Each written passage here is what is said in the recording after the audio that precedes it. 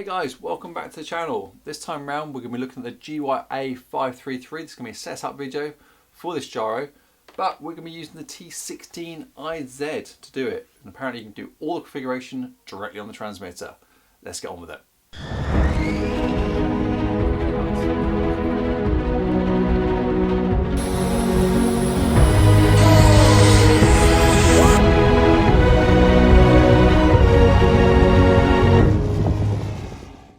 Okay, so last time we set up one of these gyros, we did it using my T18SZ. And if you've not seen that video, it's very popular, and I'll make sure there's a link to it below. And you can do the majority of the configuration on the transmitter, but then you have to go onto the gyro itself and use the two program buttons to do the rest of the configuration, which isn't too bad. But however, Futaba have changed that with the T16IZ, which is actually a newer transmitter than the 18SZ. Hold on, 18SZ, yeah, I've got that right. Now look, just a quick note here, I'm not a fan of the Futaba naming convention of their transmitters. The T16 is the easy bit, so 16 channels transmitter, T18, 18 channels transmitter, IZ, SZ, it just gets confusing. What's newer? Anyway, rant over. This one's newer, has different software on it, faster processor, and apparently you can do all the configuration for this gyro on this transmitter. So that's what I'm going to be showing you. Okay, so first thing we need to do is to choose a plane and actually get the gyro installed correctly into the model, make sure it's facing the right direction. So let's do that now. Okay, I'm going to use the Extreme Flight 48-inch Extra EXP. Let's go ahead and whip the canopy off and put the gyro in. You have to excuse the covering on this, it's been out in the sunshine and needs a heat gun running over it, so ignore the model itself, it's not what the video is about. Canopy off and out with the gyro.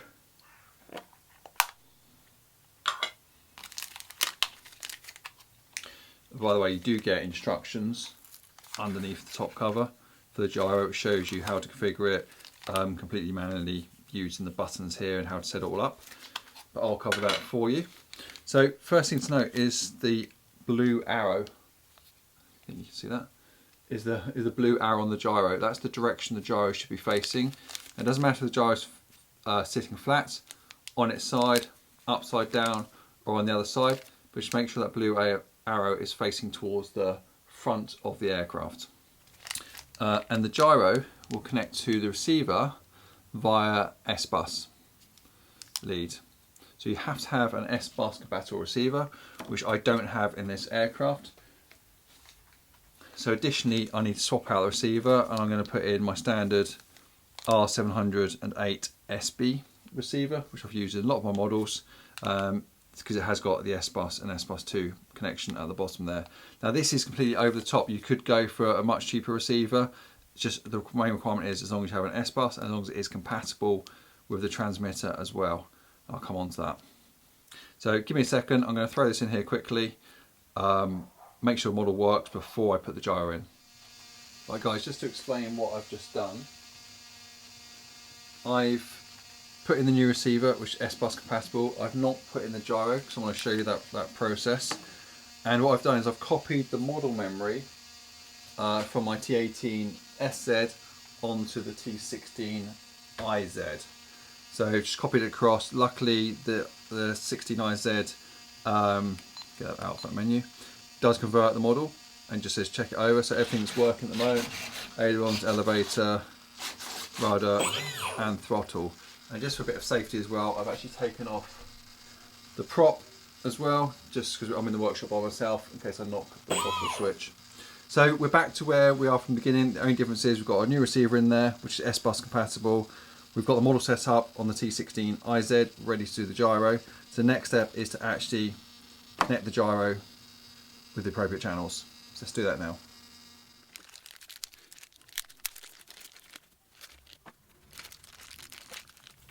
Okay, so first thing to note, this gyro is super small. It's actually smaller than the receiver. Second thing, they give you some spare plugs here, and these plugs are to actually block off the holes that you're not using gyro, just to help prevent any dust going there. I think it's a really good idea. I don't know why they don't do it with the receivers as well. Pass on that one, but we'll leave them off for the moment. Put them away to one side. Okay, so we're going to take our SBUS wire, which is basically it is a normal servo wire. Got to be SBUS 2 for gyro data to go through, as far as I'm aware. It says SBUS 2 on here, so I'm assuming the receiver has to be SBUS 2 compatible. So make sure put the wire in the right way around. There we go, so that's the main connection. Now on this model, I've got space here to mount the gyro, so that's where it's going to go. I might have some fun and games because I'm not sure how long these various wires are, so I might need to extend those. So think about that when you do it on your model. Do you need to extend them? I guess I could actually save myself a bit of time and put it here and move the receiver there, which is what I probably will do actually. I'll move them around. So I think the best thing to do actually is just connect it all loose, and then we'll get it tidy in a minute. Now on here you have basically aileron 1 and 2, L and L2, elevator 1 and elevator 2, rudder, and then you have a spare one here which is SR and SB and R2, which I've not used before. So this model has 2 servos for the ailerons, so we'll be using aileron 1, aileron 2, and it has 1 servo for elevator, so I'll just be using elevator, and 1 servo for the rudder, so I'll just be using rudder. So I'm going to plumb that in correctly now, and then I'm going to plug this wire into the SBUS on the receiver as well, and I'll leave the camera recording just so there's no confusion. You see what I'm doing, but it will be messy for a minute. Okay, so channel 1 is aileron 1, so I'll put that into aileron 1. Channel 2 is elevator 1. Channel 2 coming out, going into elevator 1. Channel 3 is throttle, which we're going to leave alone. Channel 4 is rudder. So let's pull out channel 4. Oh, lost the gyro. Channel 4 goes into rudder. We should probably just leave channel 5. So yes, channel 5 is aileron 2. So it's as simple as that to wire up. Oh, says he not able to get the wire in between the gap. There we go. So aileron 1, aileron 2, elevator 1 and rudder. You leave the throttle connected into your throttle channel. The throttle does not go through the gyro. Obviously if you had 2 elevator servos, you'd use elevator 2. If you have 2 rudder servos, I believe you need a different gyro which supports more channels. I may be wrong on that, but I've not got into that situation so far. Or perhaps a Y lead would work. But anyway, this is our setup. aileron 1, aileron 2, elevator and rudder all in.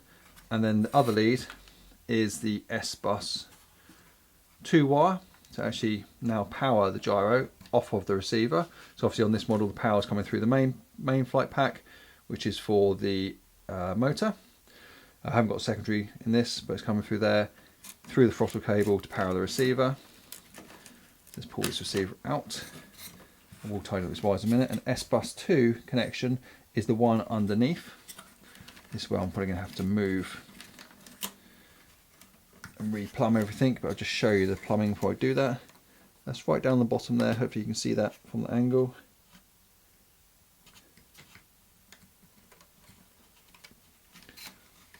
And that's that. So I'm not going to do anything else right now other than just turn it on and see what it does. The transmitter is already on.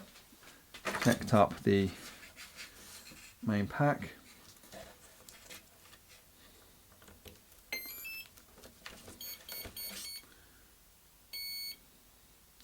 So the ESC is initialized. The receiver has got the light on, so it's getting signal. The gyro floating around at the moment. It's got flashing blue, which I think is initialized. And at the moment we've got absolutely nothing moving whatsoever. Throttle, there it goes. So let me just explain what happened there. It happened quite quick. So throttle was working because the throttle is plugged into the receiver. The gyro just took a moment to initialize, and that was that flashing blue light was. It was initializing, and while it's initializing, you won't be able to use any of the controls on the model at all. It has to initialize and enable before you can do anything. Let's go to those. Now it's just flashing between red, green and blue, and I'll explain what that means as we go through and set it up. But what I want to do is just check the controls actually work. Okay, done no setup at all at the moment. So left, we've got one aileron moving, and that's actually the wrong way round at the moment. Oh, no, it's not, so I beg your pardon. Right stick, right aileron up, left stick, left aileron down. Elevator's moving up and down, and the rudder's moving right and left. So what we have lost is this aileron isn't working at all, and it's actually it's gone up considerably. So let's work out why that is. Actually guys, very slight change of plan. Before we go into the transmitter, I'm just going to finish off the install. I think that makes more sense for this video, so you guys can see actually how I'm going to install it here. So I'll do that now, and I'll show you what it looks like, and then we'll do the transmitter. Okay, so there's go. That's where we're going to leave it. So the gyro is facing forward. I've left it just hanging off the back of the shelf so we can get to the wires if we need to. I've not changed any of the wires. They're all still plugged in exactly the same way. SBUS 2 underneath there, pulling correctly, and the receiver I've just tucked underneath the wing tube there, with just the throttle wire going into it and the SBUS 2 wire going into it as well. I will fix my receiver antennas in 45 degrees using some tubing before I fly, but that is the wiring, and it gives me enough space then to move the battery back, because I think it should actually be back here. I'll sort those straps out, but it should be back there for the CFG. So there we go. So again, let's go to transmitter now. Not changed anything else. We've still got the issue with the one that ailerons, there it is, being up and not working.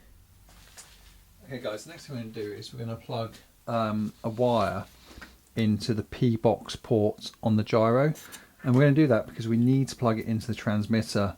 Unfortunately, can't do this next step wirelessly. I have to just physically use a wire to plug in the transmitter. So I've got a normal wire here and I've just extended it. So to show you on the instructions, you can probably just about see there, we're going into the PBOX port here on the left hand side, not the SBUS one. If you plug into SBUS one, it will not work. It has to go into the PBOX, which stands for program box. So go into the program box port, and then on the back of your transmitter, if you lift up the trainer connection, you've got a port, a matching port here. So that is so we can do direct connection to the gyro. Again, a little bit unfortunate. Can't do this step wirelessly. Hopefully Futaba will do that at some point. Plug it in and then turn on. So it's really important you make sure the plane and the transmitter is turned off during this step. Now when we turn it on, if you go into airplane, you see that we have gyro and gyro setting.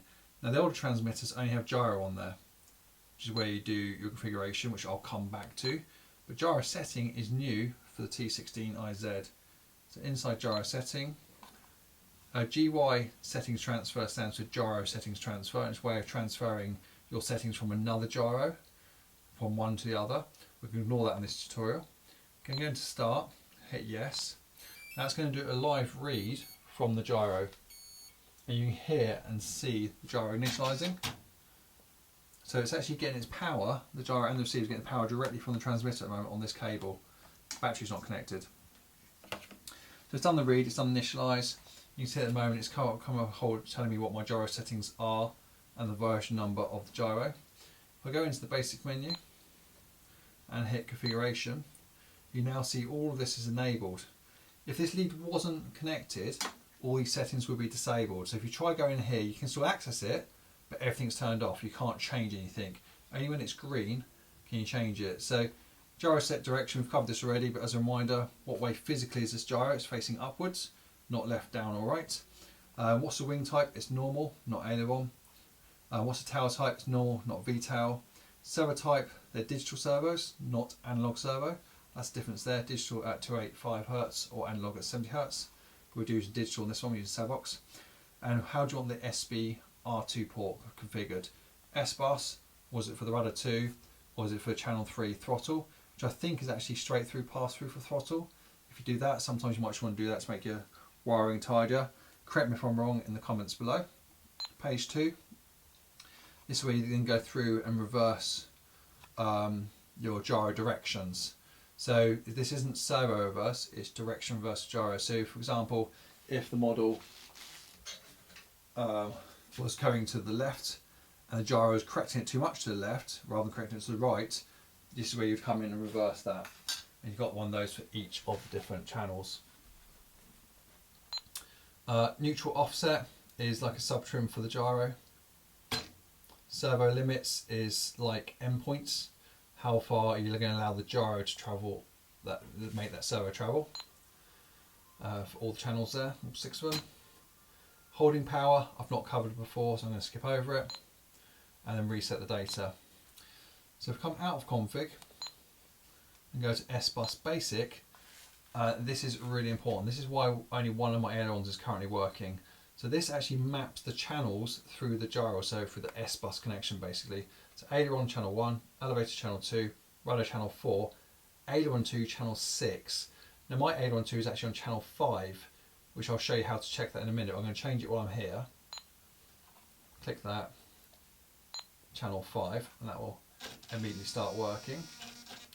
And then others, gains 6, 7, 8, aileron 2 I've got off, rudder 2 I've got off as well at the moment. Holding power, I'm going to ignore for a second. Auto recovery switch, it is set channel 10 at the moment, but it's a way you can configure a switch via channel 10. So when you flick that switch, it should come out and recover itself. I've never tried that. And then reset all the SBUS settings. So the main setting I changed there was the aileron 2 from channel 6 to channel 5. If I go all the way out of the gyro settings and go into linkage functions, and this is where you map your channels on the left to your functions and your controls. And you can see that my channel 5 is aileron, which is why I need to change it. So now when I come out of this and power it all back on, you should find that both ailerons are now working. So there you go guys, I've disconnected the lead, but before doing so I powered off the transmitter first, then disconnected. Do not disconnect with the power turned on, that's going to give you a bad day. You could corrupt the data, the firmware on the gyro. So disconnected it, I've left it plugged into the gyro for a minute because we may need to use it again, but now you can see that both ailerons are working through the gyro because we changed that channel setting on the gyro settings. Okay, so next up what we need to do, and I'll go to the bench to do this, is we actually need to go into the gyro menu and configure what we want the gyro to do and associate it to a switch as well. Okay guys, the very first step we need to do is probably the most important one, which people often forget to do and isn't particularly clear in any instruction manual I've read, and that is back in the linkage menu. If you don't do this, trust me, no matter what settings you change in gyro or gyro settings, you won't get it working. So first of all, in linkage, go to function, and what you need to do is assign your different gyro accesses to different channels to the switch we're going to use to turn the gyro on and off. So let me go through that a little bit slower for you. So you've got channels down the left hand side here. We've already mapped the different functions: aileron, elevator, throttle, rudder, aileron 2. Your different controls on there, but down here I'm going to choose channel 6, which isn't currently being used, to map it to gyro, which is the first gyro access. And then importantly, it has to be assigned to a control, and the control we're assigning it to, so we can turn it on and off, so we can make it do something, is going to be the SD switch, which is this 3-way switch that I'm using in the top left here for my gyro. Now if you want the other axis to work, you have to go to page 2, pick another channel, pick the next gyro, pick the control, put it on the same switch. Come back, channel 8, gyro 3. These can be any channels. They have to be, if you haven't got these ones available, just go to the next ones. Gyro 3, same switch, SD. Without doing that step in function, you're not telling the transmitter that it's got this function and it's got this function mapped to a control, in this case a switch, which is then further configurable. Key step, if it's gone wrong, I guarantee you've missed this. Into aeroplane, into gyro, we can now configure the gyro. So the first thing you want to do is turn each of these on, and notice straight away that rate 1 is associated to, well, rate 1's on, which is good. Assign it to a switch, SD. I want to set the SD switch so that it's on in the downwards position, which is where it is now. Then I'll do the other switches to make my life easier. So on the middle condition, not condition, middle setting, middle rate is what it's really called. Go into SD, set that as well. And I want that on so that it is on when the switch is in the middle position and off in the other two. Come back out to the third rate, set the switch, same switch again, set it, and I want the opposite way around. Opposite way around that. There we go, like that. So it's on at the top. So now what happens, if I just go back to this page where you configure each of the rates for the gyro, you can see that as I flick the switch, it's going through different rates. So on, off, off, off, on, off, off, off, on. So I know that as I flick this switch, I'm reading the settings down the rate. So the first one is pretty much going to be doing nothing for me. So this is really effectively sort of gyro off, and it's just how I choose to fly, especially test flying this model, first time gyro in. I just want to make sure I've got a position where everything's off on the gyro. Second one is going to be my sort of normal rate of flying. So I can put the mode to normal, not AVCS. AVCS is equivalent of like heading hold. So I'm going to do AVCS, and I'm going to do 50% rate on that, which I find works pretty well for me. Now these settings you'll need to tweak as you fly. If you're flying and you get what looks like a lot of flutter, you've got your rates too high. You want to start turning them back down. But for me, for this 48-inch extra, this will probably be absolutely fine. And then on the third one, I kind of want that heading hold, so that as if I put the model in a certain position and let go of the sticks, it will just stay there if the gyro's on this. That's just for a bit of fun, really. It's quite cool if you can do like a slow knife edge pass, just take your hands off the transmitter. It really is just fun. No real other use than that. The main one I use is going to be the center one, just turn the gyro on. I'm going to set that to 80. And I know those numbers just because I'm copying it from another model that I've set up, which has worked for me, and they'd be good enough for the test flight. So there we go. The Gyro 0, Gyro 2 and Gyro 3 are the different axes from what I understand. So you've got, if I use my sticky here, you've got one, it will be roll, one's pitch, and the other one will be yaw. And obviously don't name them rudder, elevator, aileron, because they're not. It's because the gyro itself can also be mounted in different positions, so it would get pretty confusing. But I know if I go into say one of these, then the gyro only work on one of the control surfaces. So that's all you need to do for there. So just to recap, on, we've got nothing set. So that's basically gyro off. When the switch is in position 2, goes to rate 2, and we've got the gyro enabled, and there's just normal 50% or 50 as it's called. I don't think that is percentage. Oh, it is percentage. So at 50.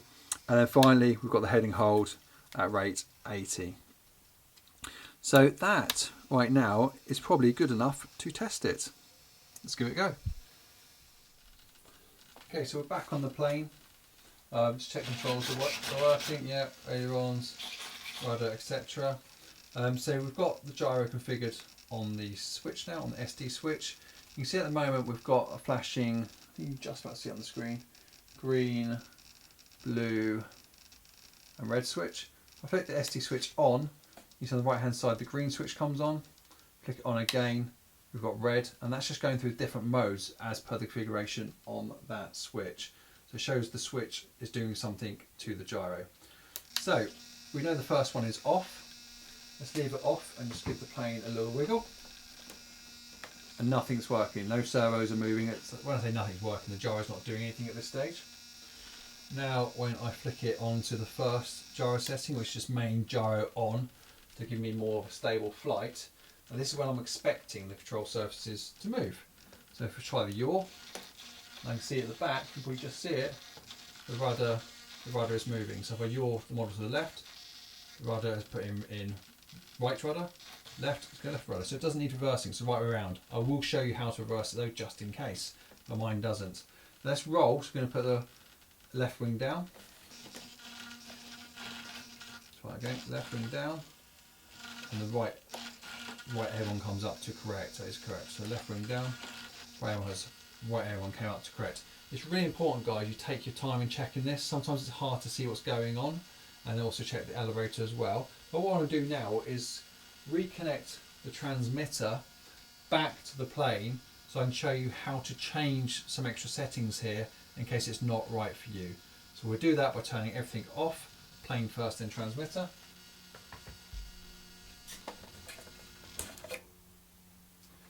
Plane's off. Transmitter's off, and with it off, carefully plug in the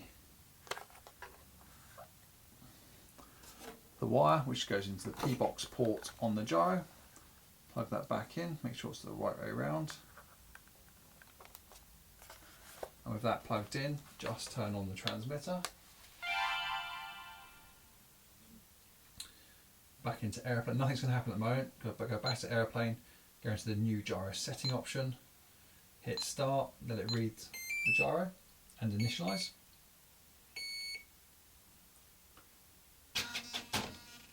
And you can now see the difference on this screen. So before this was playing, but it's now reading the settings that I've configured with the aileron, elevator, rudder, and I was right, 50%, 50%, 50%. If I've got it off, it's now telling me everything's off, aileron's off, elevator's off, rudder's off. If I put it on 1, 50%, put it on 2, it goes to the AVCS mode, 80%, 80%, 80%, which is exactly what we configured, so it's perfect.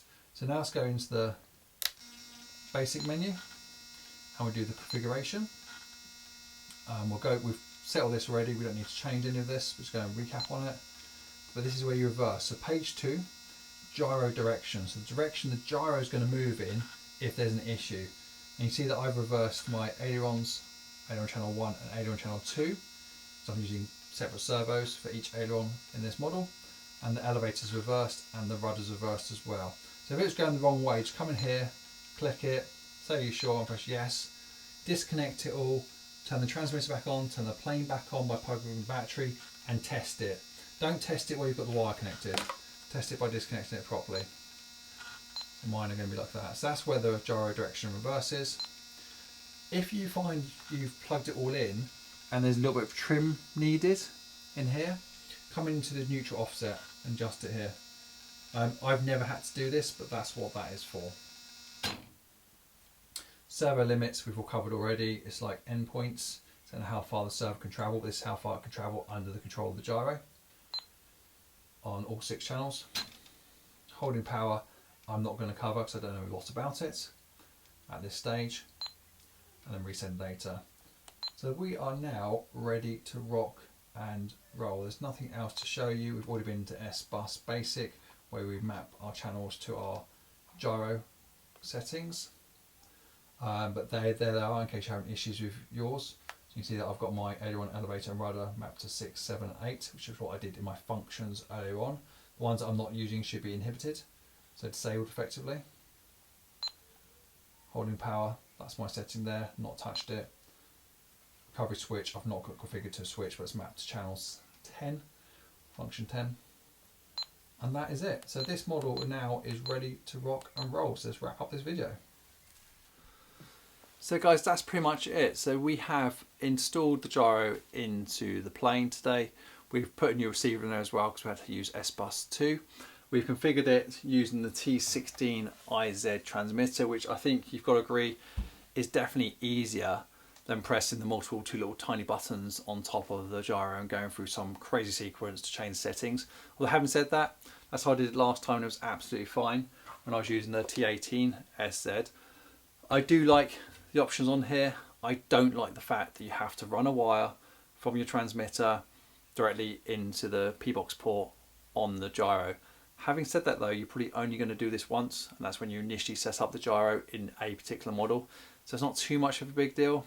It's just a bit of a shame. I just expected to see it all on the transmitter without doing that. Maybe there's another reason why they've done that at the moment. Either it's technology limitation or safety or something. I'm not sure. If you know, please put it in the comments below. So hopefully you found this useful. If there's anything in particular you want to know about the gyro, please just put it in the comments and I'll try and answer it for you in another video or answer it directly on the comment.